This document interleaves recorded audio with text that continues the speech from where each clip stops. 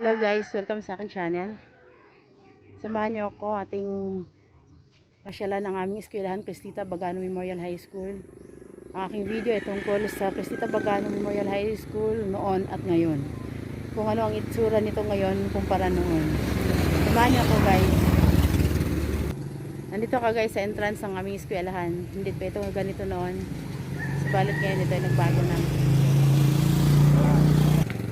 Makikita nyo guys ang boundary, ang gate namin. May signage.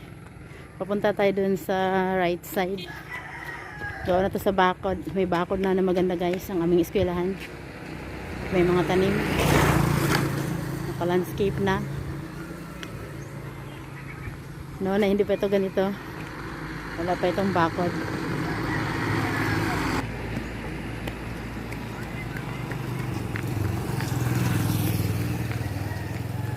Papakita ko sa inyo guys kung ano ang itsura nito noon.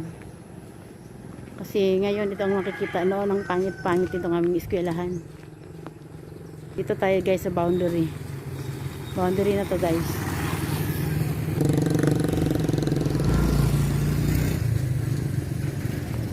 Nandito pa rin naman guys ang konti na hindi pa naayos. Ito yung lugar na magtatayuan sana ng 12-story building. Pero hindi natuloy. Yung sa UNICEF ba yun o USED? Ganyan pa rin naman siya. Malalim. Ang maganda ngayon guys kasi nandito siya. May bakod na dito sa labas.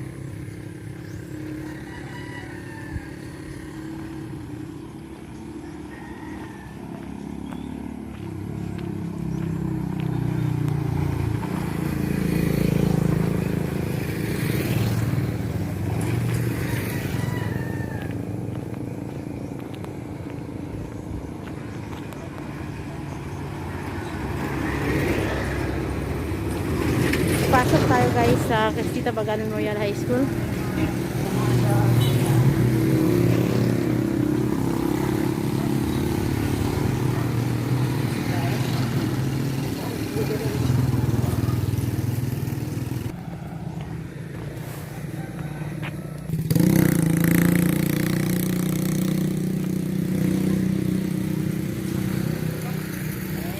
Kung makikita nyo guys,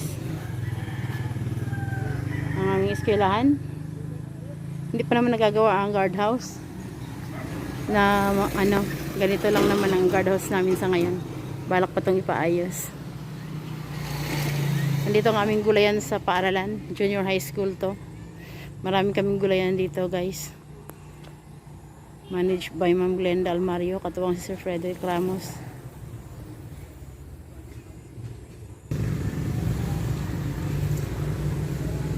Guys, dito ang ICT building, wala pa to noon.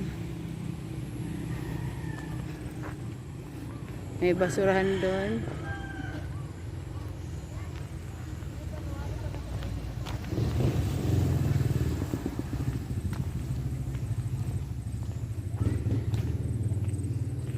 Nandito guys ang mga nagpipintura.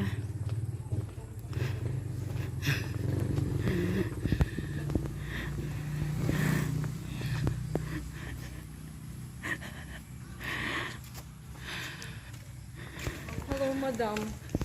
ICT building guys. Hindi ko siya manuhan. Makuha na naman.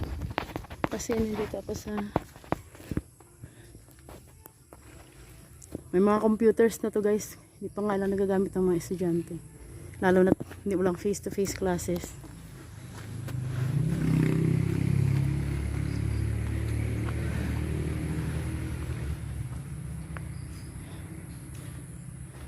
Yan, naka-landscape na guys ang ano nga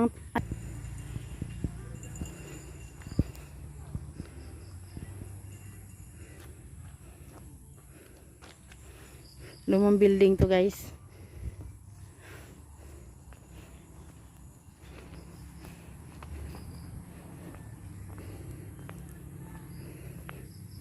Ito yung sa Angara building, luma na to guys, dati pa to na building.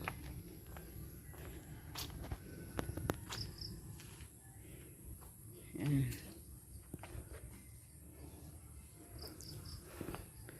Papasok tayo dito guys. Dito, ito mga dati na to.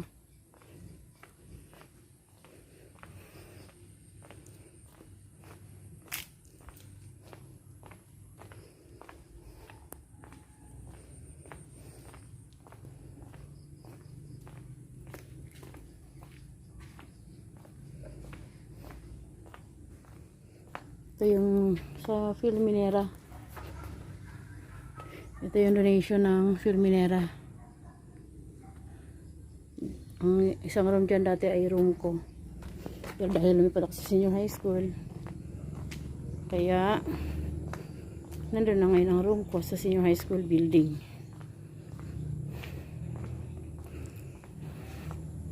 Ito guys ay ang science building. 2-story to guys, katulad ng ICT building. Ayan. Meron siya hagdan sa taas. 2-story siya. Science teachers ang nag-occupy nito.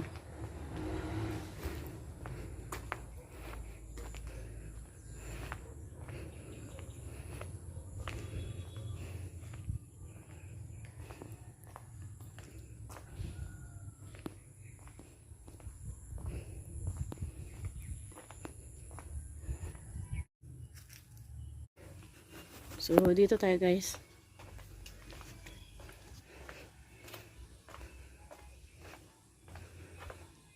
Para makikita nyo guys na may bakod na. May mais na bakod ang aming eskwelahan. Unlike before.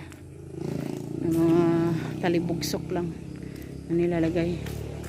At yan pa rin naman ang principal's office. Yan. Ang principal's office.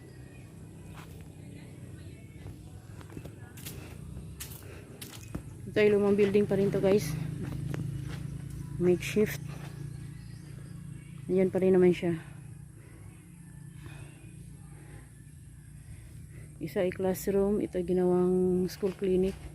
At ang isa ay stock room.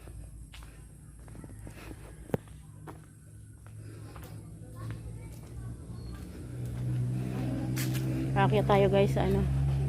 So nandito ang ano ng school namin.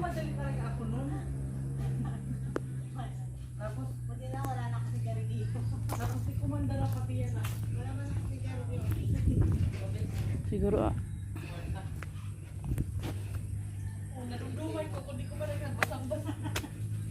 Laruy. Nananayimuan mo ng paraan?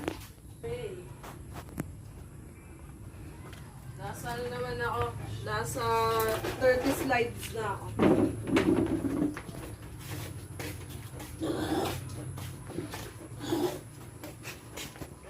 Mga gulay. Gusto kong anuhin. Gusto kong tawag sa ni?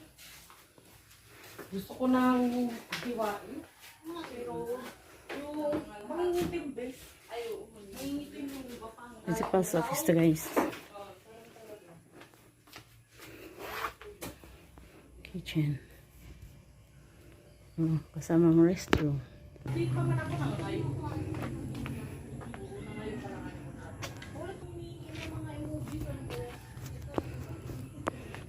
Hindi, pareho sa dun sa ano, sa address.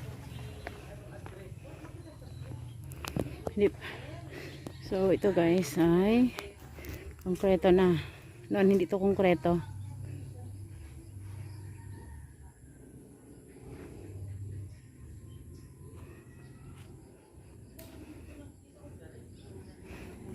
May part pa na hindi. Ito yung dito kami nag-flag ceremony. Ngayon, nandyan ang gulayan sa paaralan. Ito ay canteen guys na hindi operational.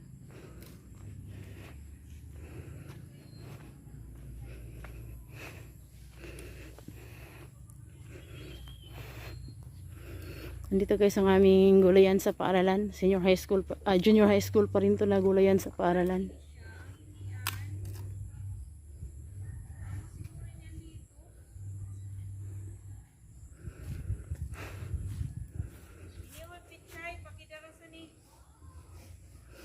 Nandito si Ma'am Glenda. Nandito ang hand washing facility. Malapit sa gulayan sa paaralan.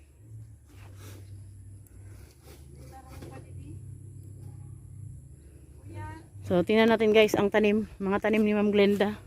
Si Ma'am Glenda ang coordinator nito. Ito guys, sasali ang aming eskwelahan sa Tahom Tanom contest ng gulayan. Makikita nyo guys na meron na siyang bakod. May bakod na rin to dito. Yan, ganda ng pagkaano ng mga tanim. Mga gulay.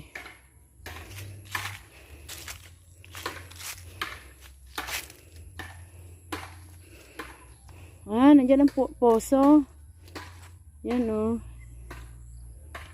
May poso guys para sa ano. Yan. So, anong tanim mo dito Ma'am Glenda? Ito, mga talong? Talong, sibuyas. Ito yung sibuyas. Yung doon? Ha? Pipino. Yan. Income generating project nito guys. Kasi binibenta naman ang... Di ba binibenta ito ma'am no? May ampalaya din. May ampalaya din daw. Yan. Ito ang aming gulayan sa paaralan guys. Ampalaya. Yan.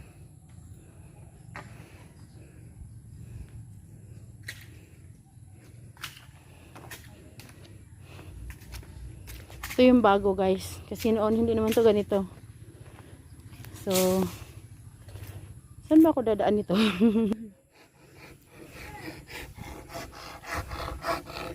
Doon guys, ang stage dati. Pero ginawa ng gulayan sa paaralan ngayon. Sa entrance ng school ay may gulayan sa paaralan. Tapos dito sa lumang kinalalagyan ng stage.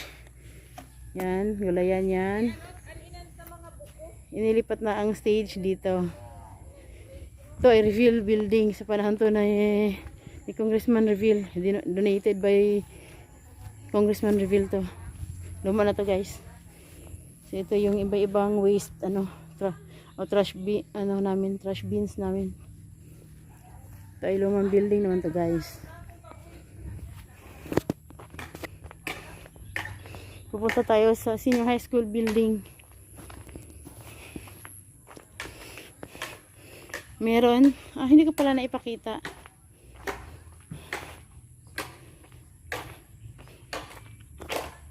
Hindi ko naipakita. Pagbalik ko na lang. Meron kaming hand washing facility guys. In support of the WINS program or Wash in Schools. Ito ay para, makikita nyo, para hand washing facility to.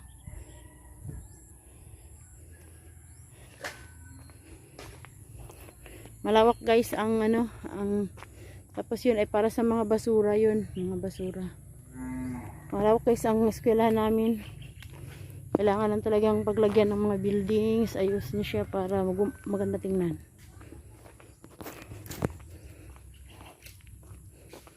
Pupunta tayo guys sa DepEd building tong ating pupuntahan. Wala dito guys, magandang tingnan ang aming gulayan sa paaralan. Yan o.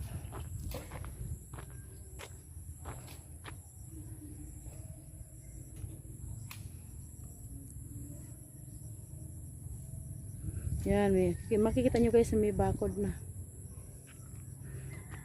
Makikita nyo ang building na to ay may hand washing facility. Wala pa to noon. Pero ngayon nandiyan na siya. May mga faucet siya guys na nagagamit namin. Basta tumutulo lang ang tubig. Marami ng hand washing facility dito guys.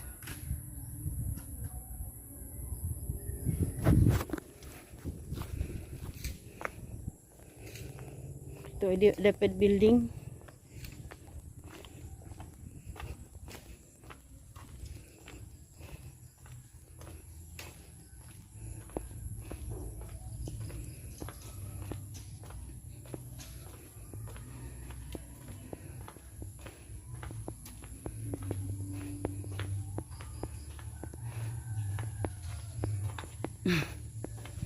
Yan guys, makikita nyo. Hanggang dyan lang ang bakod na konkreto. Kasi dito hindi na kinulang sa pondo. Kaya lang muna. Galvanized iron lang muna.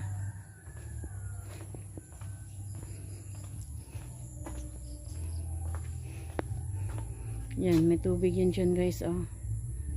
Alam ko tubig ulan ang nalalagay dyan. Tapos from din, pwede din siyang from the deep well na may poso. Yan guys, mga changes yan sa aming school, yung bakod na yan. Kahoy lang kasi yan noon ang nilagay dyan. Talibugsok na ang tinatawag na talibugsok.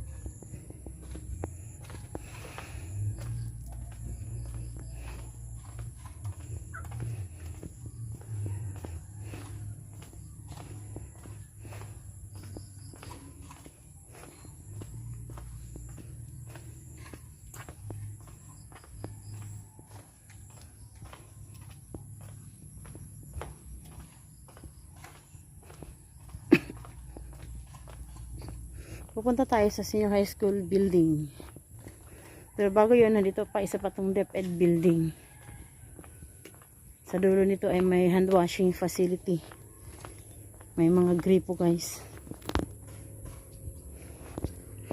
Ito ay para sa gulayan ng paaralan.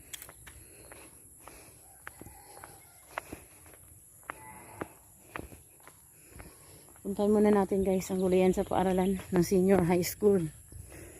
So makikita nyo sa junior high school, meron sa entrance ng eskwelahan at saka sa lumang stage. Ito ngayon guys, ang sa senior high school na gulayan. May mga, ang tawag dito? Kamuting kahoy ba? Yan, ito guys, ay senior high school building.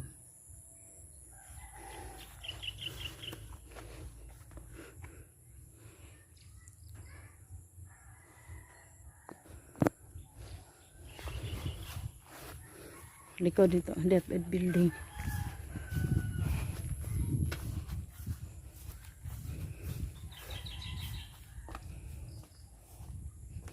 Nandito guys, ang hand washing facility ng aming eskwelahan. So itong hand washing facility guys, ng iba-ibang buildings ay magkasabay lang to, magkasunod lang tong nilagay ng aming bagong principal. Yan, kaya maganda kasi kung may face-to-face classes, makakapaghugas ng kamay ang mga estudyante, lalo na ngayon na may pandemic. Kailangan mag-ingat ang lahat.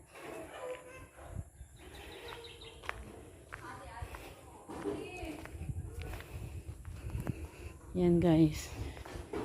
Itong gulayan naman ng senior high school. Namamahalan ito si Sir Arlene Columna, saka si Sir Frederick Ramos pa rin ang katuwang. Kasi ang expert naman talaga sa gulayan sa paaralan ay si Sir Frederick Ramos. Isa siyang awardee. Meron din to guys, mga gripo para sa hand washing. Yan. So iba-iba ang tanim dito sa senior high school guys. Makikita nyo. May sibuyas. Iba-ibang mga gulay.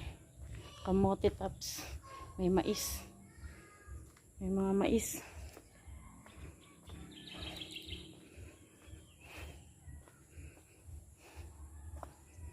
Diyan na guys, binago na ang boundary ng eskwelahan. Hindi na dun. Malapad to dati. Dun yun. Ito papunta sa kabila. Pero ngayon dito na lang. Hindi, mapapansin nyo guys, wala pang bakod na maayos dito. Nilagyan na lang ng ganito. Tali at saka kahoy.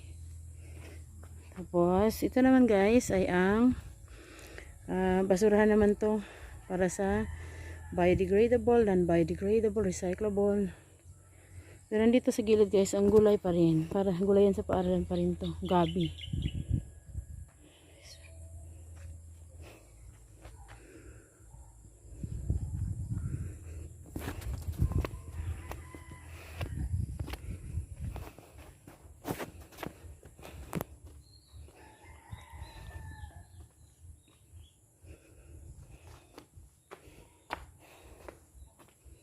So, aakyatin natin guys ang senior high school building.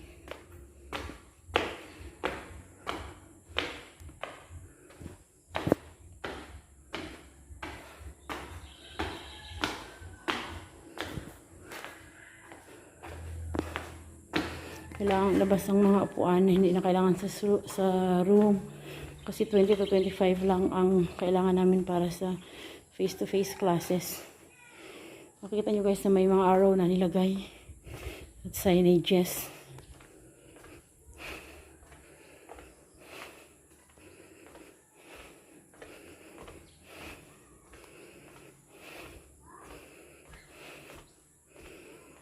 Second floor to guys ang aking kinaroroonan.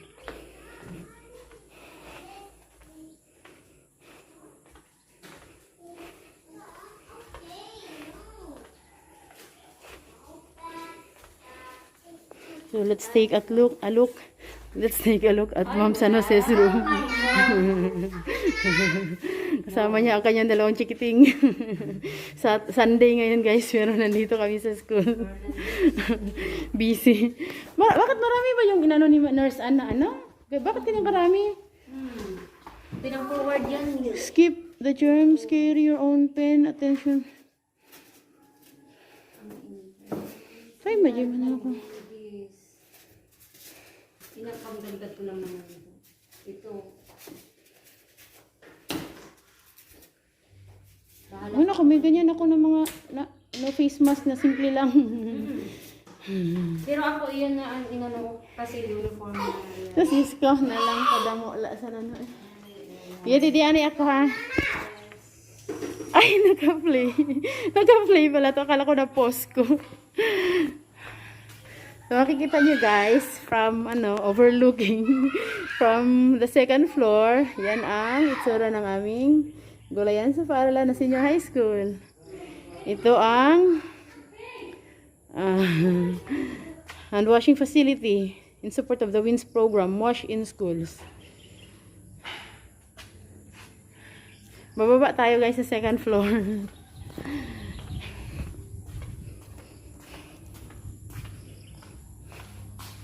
Ito ay bulletin board ng senior high school.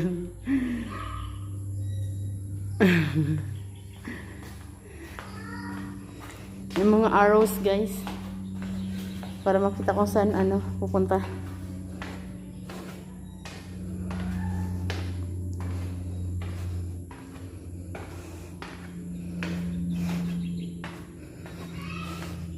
So, ibang iba guys, ang itsura nito noon. Ang itsura nitong eskwelahan namin ay ibang iba kumpara noon. Babalik na tayo guys dun. Kung saan tayo nanggaling. Hindi ko pala nakuhanan ang ano dun. May hand washing facility pa dun na hindi ko nakuhanan.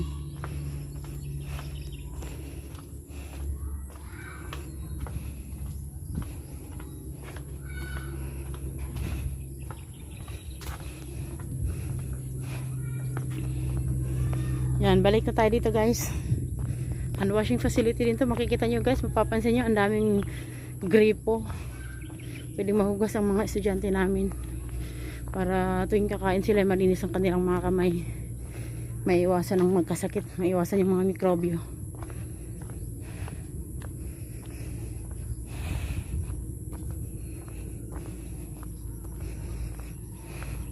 Ito guys, noon ay may makeshift to. Gawa lang sa kahoy, kawayan na building. Pero inalis na siya ngayon. Kaya ang natira na lang ay semento. Wala na ang kanyang dingding, ang kanyang bubong. Inalis na. Wall? Dingding bang wall? Ewan ko.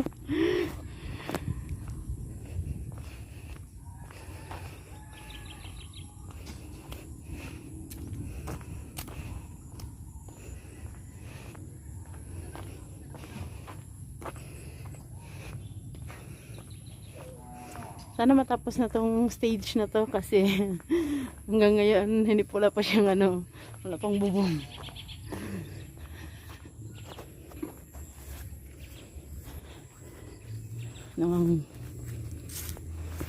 Anong tawag dito sa building na to, ma'am? Ma'am Glenda? Anong building to?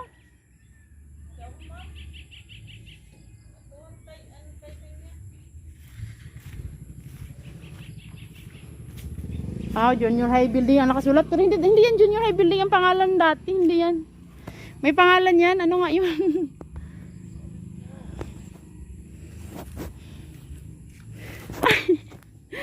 Akala ko talaga na post ko.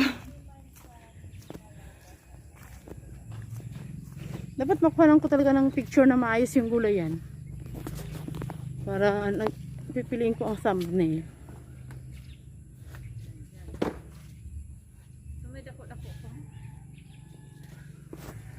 Yan.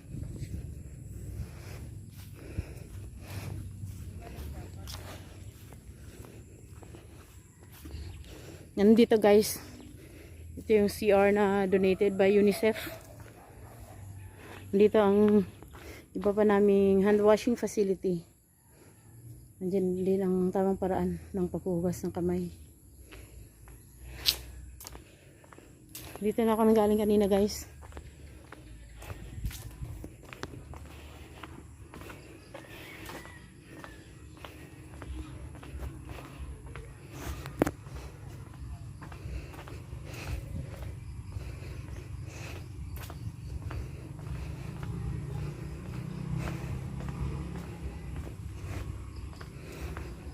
Itong insignia guys ay sa panahon to ni Sir Romulo Pisambahon na ilagay. Ito.